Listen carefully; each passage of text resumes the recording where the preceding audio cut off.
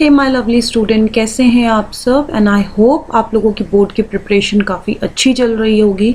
So student, मैं आपके लिए क्लास 10th के लिए आईसीएसई बोर्ड के स्टूडेंट्स के लिए हिस्ट्री के लेक्चर्स लेकर आई हूँ एंड आई होप आपको काफ़ी अच्छे लगने वाले हैं ये लेक्चर।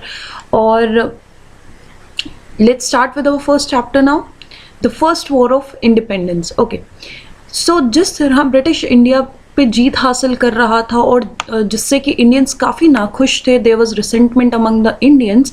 मुश्किल से एक साल बीता हुआ होगा टिल 1857, जब शायद ही किसी जगह पर कोई रिवोल्ट शुरू ना हुआ हो against the British domination.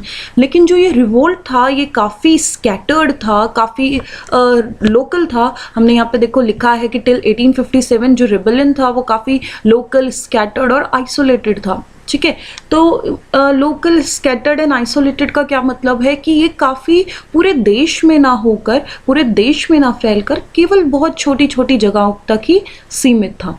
Okay, तो इसने ब्रिटिशर्स के लिए कोई इसमें ब्रिटिशर्स के लिए कोई इम्पोर्टेंट चैलेंज तो था नहीं ब्रिटिशर्स के लिए, या कोई इसमें कोई बड़ी बात थी नहीं ब्रिटिशर्स के लिए, बिकॉज ये जो रिवोल्ट हो रहे थे उसमें जो हमारी जो यूनिटी थी वो नहीं थी, क्योंकि ये स्कैटर्ड था, ये अलग अलग देश के अलग अलग छोटे छोटे हिस्सों में हो रहे थे, पूरे देश में ना होकर, इसलिए इस रिवोल्ट में कोई यूनिटी भी नहीं थी। तो it didn't pose any serious challenge to British rule, तो ब्रिटिशर्स के लिए इसमें कोई बड़ी बात नहीं थी। लेकिन इन छोटे छोटे रिवोल्ट ने हमारे अंदर ये जो एक लोकल ट्रेडिशन बना दिया कि जो भी फॉरेन रूल होगा हम उसके अगेंस्ट स्ट्रगल करेंगे। Okay, so now we will discuss the cause of first war of independence. हमारे पास यहाँ पे 4 कॉजेज हैं, जिसमें से पहला जो कॉज था वो था आपका पॉलिटिकल कॉज। ओके, तो पॉलिटिकल कॉज में सबसे पहले था पॉलिसी ऑफ एक्सपेंशन। तो पहले 100 सालों में ब्रिटिश ने भारत पर जीत हासिल करी और अपने रूल को तेजी से एक्सपेंड करता गया इंडिया के ऊपर। ओके, तो सॉरी, पहला पॉलिटिकल कॉज था हमारा पॉलिसी ऑफ एक्सपेंशन। ब्रिटिश ने इंडिया में अपनी पॉलिटिकल पावर को एक्सपेंड करने के लिए 4 तरीके अपनाए। तो ये जो 4 तरीके थे वो क्या थे? तो उनमें से जो पहला था बाय आउटराइट वॉर्स, यानी कि जो आपके वॉर्स थे उन पे इंगेज होकर। अब कैसे, देखो, ब्रिटिशर्स ने इंडियन रूलर्स के खिलाफ काफ़ी बैटल लड़ी। फॉर एग्जाम्पल जैसे बैटल ऑफ बक्सर थी, जिससे जो ब्रिटिश रूल था वो इस्टेब्लिश हुआ as a master in Bengal, Orissa and Bihar. So after battle of Buxar एक और बैटल लड़ता है वो एंग्लो मैसूर वॉर, जिसे हम कहते हैं। So after winning the Anglo Mysore war, east India company ने मैसूर के मोस्ट ऑफ द रीजन पे अपना कब्जा कर लिया। तो इस तरह उसने अपनी पॉलिटिकल पावर को इंडिया में एक्सपेंड करा by engaging into the war, कि आप इंडियन रूलर के खिलाफ वॉर लड़ो और उसमें जीत जाओ और एज अ रिजल्ट उनकी जो टेरिटरी है उसको हासिल कर लो। ओके, उसके बाद जो हमारा सेकेंड तरीका था, जो उन्होंने 4 तरीके अपनाए, उसमें से जो सेकंड तरीका था वो था बाय सब्सिडरी अलायंस। ओके, अब ब्रिटिश रूल जो था वो इंडियन स्टेट को कंट्रोल तो करना चाहते थे, लेकिन अब वो बिना किसी वॉर के। ओके, तो उन्होंने सब्सिडरी अलायंस की पॉलिसी को अपनाया। ठीक है, तो जो सब्सिडरी अलायंस थी वो कौन लेकर आया था? ये जो पॉलिसी थी ये किसने अपनाई थी? तो लॉर्ड वेल्जले जो थे, इन्होंने ये पॉलिसी को अपनाया था। ओके, तो इस सिस्टम में, अकॉर्डिंग टू दिस सिस्टम, इस सिस्टम में कुछ टर्म्स एंड कंडीशन थी। अगर इंडियन रूलर्स उन टर्म्स एंड कंडीशन को अपना लेते हैं तो वो इस अलायंस के अंदर में आ जाएंगे। ओके, तो now let us discuss what were these terms and condition. Okay, so पहली जो टर्म्स एंड कंडीशन थी इंडियन रूलर के आगे वो ये थी कि इंडियन रूलर ये एक्सेप्ट कर ले कि जो ब्रिटिश हैं वही सबसे हाईएस्ट पावर है, British as a supreme power, कि the Indian ruler must accept this कि the Britishers are the extreme power, Britishers are the supreme power. Okay, at the time Britishers were the supreme power. Okay, second, वो अपनी foreign policy को surrender कर ले। मतलब कि वो किसी और स्टेट के साथ अलायंस ना बनाए और ना ही किसी तरह के वॉर में इंगेज हों। तो ये सेकंड कंडीशन थी इंडियन रूलर पे। ओके, तो वो ना तो फॉरेन पॉलिसी में किसी और स्टेट के साथ अलायंस बनाएंगे और ना किसी तरह के वॉर में इन्वॉल्व होंगे बिना ब्रिटिश या ईस्ट इंडिया कंपनी की परमिशन के। तो सेकंड टर्म्स एंड कंडीशन ये थी। Okay, third term and condition ये थी कि जो इंडियन रूलर थे वो ये एक्सेप्ट कर लें कि जो ब्रिटिश ट्रूप होगी या ब्रिटिश आर्मी होगी उसका जो रख रखाव होगा, जो उसको मेंटेन करना होगा, वो इंडियन रूलर खुद करेंगे अपने खर्च पर। ओके, तो और इंटर्न जो होगा ब्रिटिश जो ब्रिटिश रूल होगा वो आपको इंटर्न सिक्योरिटी प्रोवाइड करेगी। ओके, जो फोर्थ कॉज था वो था कि जो इंडियन रूलर हैं ये एक्सेप्ट कर ले कि वो अपने हेडक्वार्टर में एक ब्रिटिश रेजिडेंट को रखेंगे। ओके, तो ब्रिटिश रेजिडेंट को रखने का मतलब ये था कि वो किसी भी यूरोपियन को, ठीक है, किसी भी यूरोपियन को एम्प्लॉयमेंट नहीं दे सकते इंडियन रूलर, और बिना कंपनी से कंसल्ट किए। ठीक है, तो और इस तरह से सब्सिडरी अलायंस की पॉलिसी की वजह से जो इंडियंस थे उन्होंने अपनी फ्रीडम को क्या कर दिया, अपनी इंडिपेंडेंस को लूज कर दिया। ठीक है, उसके बाद जो थर्ड तरीका था वो था आपका डॉक्ट्राइन ऑफ लैप्स। ओके, चलो अब इसे डिस्कस करते हैं।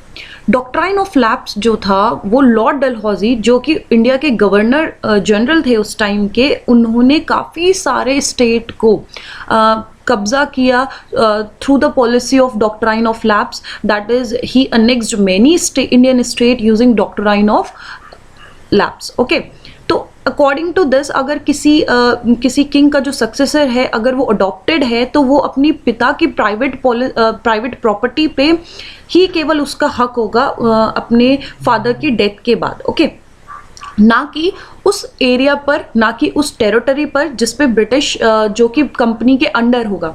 तो देखो, सब्सिडरी अलायंस के थ्रू तो जो ब्रिटिश जो थे उन्होंने इंडियन रूलर को अपने अंडर कंट्रोल में लेकर आए। ओके, और डॉक्ट्राइन ऑफ लैप्स में उन्होंने ये कह दिया कि जो भी हमारे अंडर हैं, अगर इन केस उनका कोई सक्सेसर नहीं है, कोई अडॉप्टेड सन है, तो उसका जो हक होगा वो केवल उनकी प्राइवेट प्रॉपर्टी पे होगा, ना कि उस टेरिटरी पे जो कि ईस्ट इंडिया कंपनी के अंडर है। ओके, चलो, तो डॉक्ट्राइन ऑफ लैप्स का जो सबसे बड़ा एग्जाम्पल था वो था झांसी।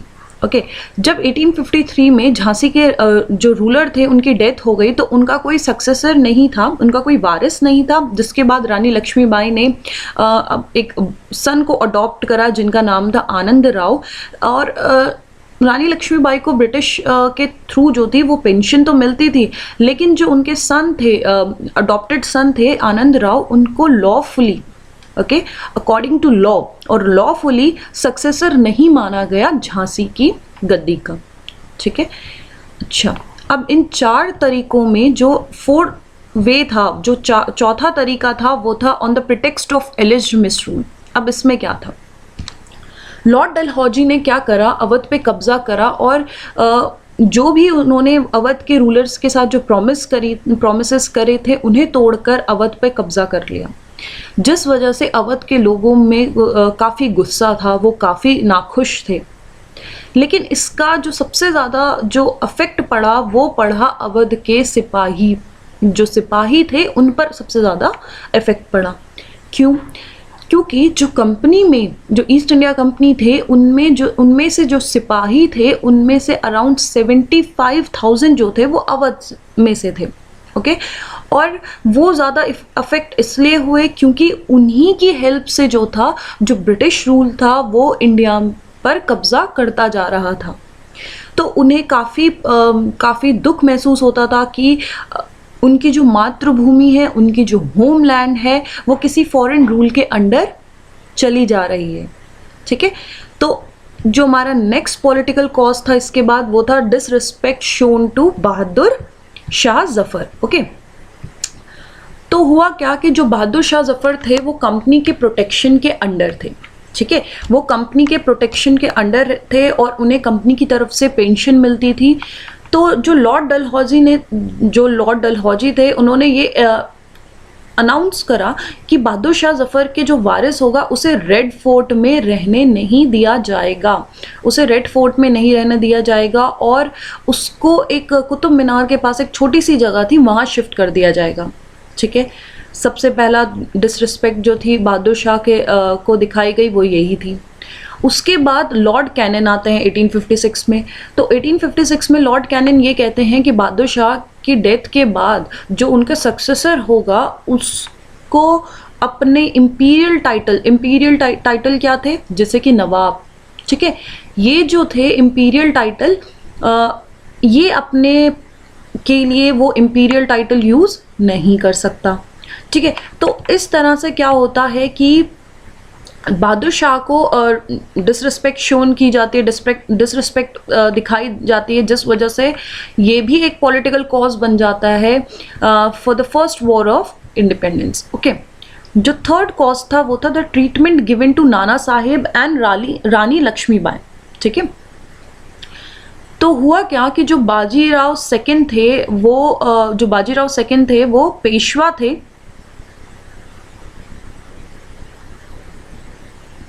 बाजीराव सेकंड जो थे वो लास्ट पेशवा थे। कहाँ के? पुणे के जो थे वो लास्ट पेशवा थे और नाना साहिब जो थे उनके अडॉप्टेड सन थे। ब्रिटिश ने नाना साहिब को पेंशन देने से मना कर दिया और नाना साहिब को फोर्स करा कि वो कानपुर रहे और जो उनकी फैमिली सीट थी उनकी पूना, उससे वो दूर रहे। ठीक है, तो इस वजह से due to which there was resentment among the Maratha region और वो लोग काफ़ी नाखुश थे इस वजह से। सेम चीज़ जो हुई, same thing happened with the Rani Lakshmibai. हुआ ये कि after the death of the ruler of Jhansi under doctrine of lapse, जो रानी लक्ष्मीबाई थी उनके अडॉप्टेड सन को जो झांसी थे उसका एज अ सक्सेसर नहीं माना गया। ठीक है, झांसी की गद्दी का एज अ सक्सेसर नहीं माना गया। ठीक है, तो ये भी एक पॉलिटिकल कॉज बना for the first war of independence. उसके बाद आपका आया absentee sovereignty of the British. Okay, तो इसका मतलब क्या था कि इंडिया पे जो ब्रिटिश गवर्नमेंट रूल कर रही थी, इंडिया को जो कंट्रोल कर रही थी वो थी ब्रिटिश गवर्नमेंट। ओके, और ब्रिटिश गवर्नमेंट को भी कंट्रोल कौन करता था, कहाँ से कंट्रोल होती थी वो? इंग्लैंड से। तो जब ब्रिटिश जो थे उन्होंने इंडिया को कॉन्कर करा, उन पे जीत हासिल करी, तो वो जो भी हम इंडियन से जो भी टैक्सेस और रेवेन्यूज़ जो थे उसको जो कलेक्ट करते थे वो सीधे पहुंचाए जाते थे आपके इंग्लैंड। ओके, इससे पहले भी हम लोगों पे जीत हासिल करी गई थी, फॉर एग्जांपल आपके मुगल्स हो गए, लेकिन वो लोग इंडिया में ही सेटल हो गए, जिससे कि जो भी हमारे टैक्सेस होते थे और जो हमारे रेवेन्यूज़ होते थे वो इंडिया में ही क्या होते थे, इंडिया में ही खर्च किए जाते थे। ठीक है, लेकिन यहाँ पे ऐसा नहीं था। जो ब्रिटिश रूल था वो हमारे टैक्सेस को, हमारे रेवेन्यूज़ को हमारी भलाई के लिए खर्च करने के लिए, हमारे इंफ्रास्ट्रक्चर को मेंटेन करने के लिए के बजाय वो क्या करते थे, वो इंग्लैंड पहुंचाए जाते थे। तो ये भी एक सबसे बड़ा कारण बन गया, पॉलिटिकल कॉज बन गया for the first war of independence.